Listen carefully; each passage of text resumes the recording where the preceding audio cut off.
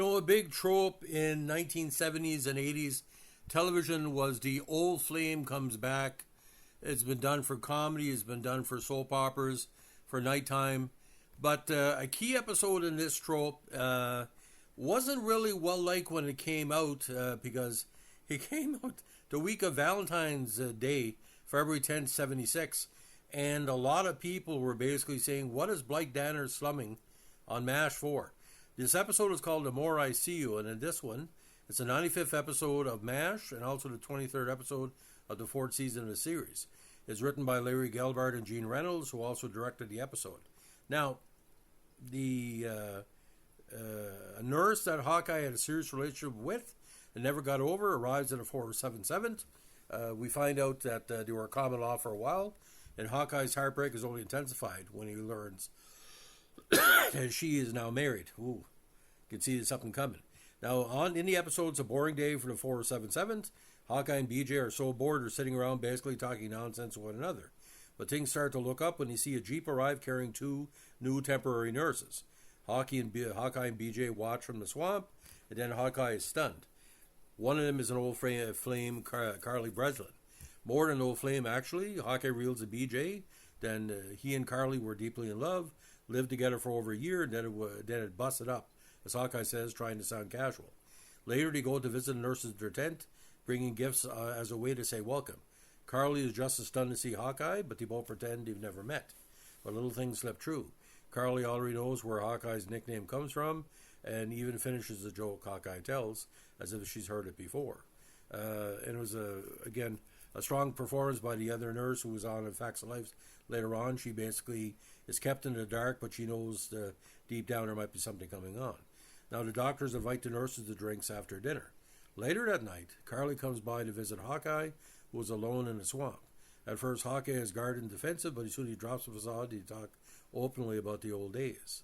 Hawkeye is angry at Carly. Now, Carly Walton is married to an ant-man named Doug.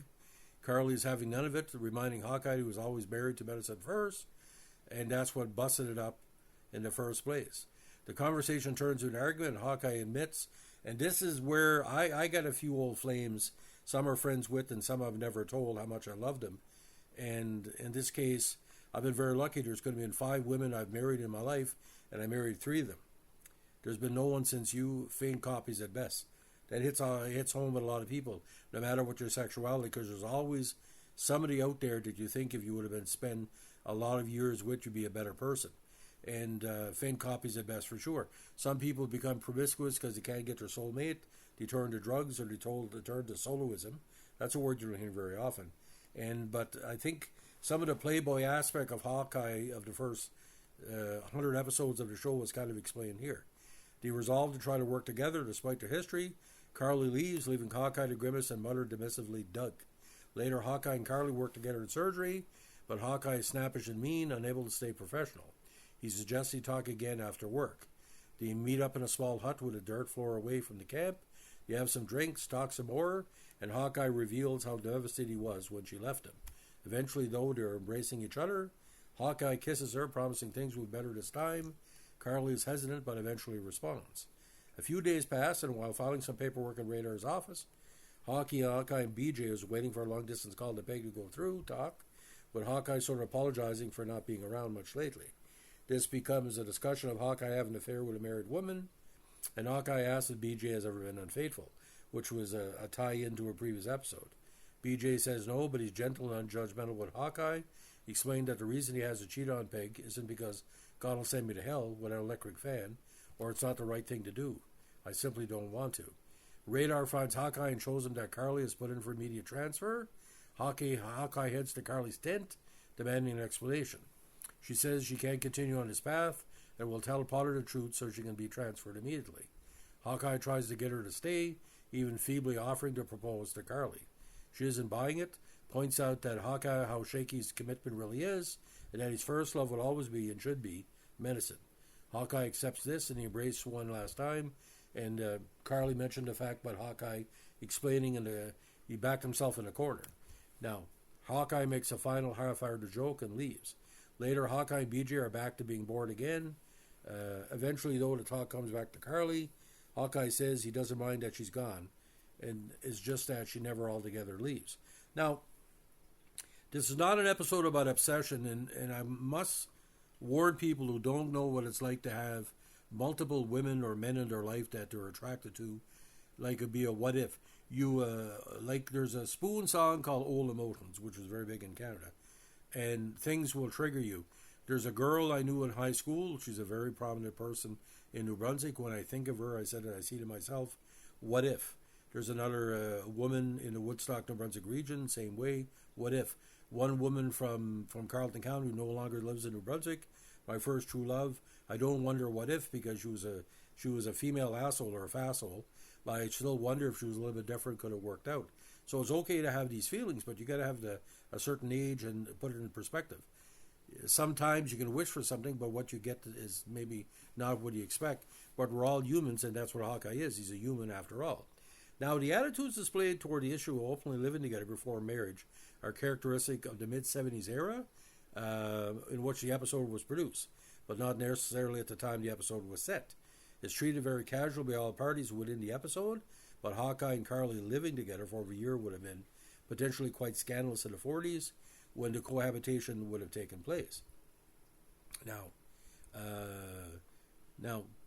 Larry Linville and Loretta Slitt do receive billing in the episode, but do not appear. And although much of the episode takes place in a swamp, and it's mentioned that Hawkeye is reading Frank's diary, no mention is made of why Frank is absent.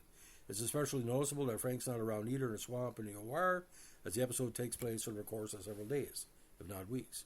Margaret is simply not mentioned at all.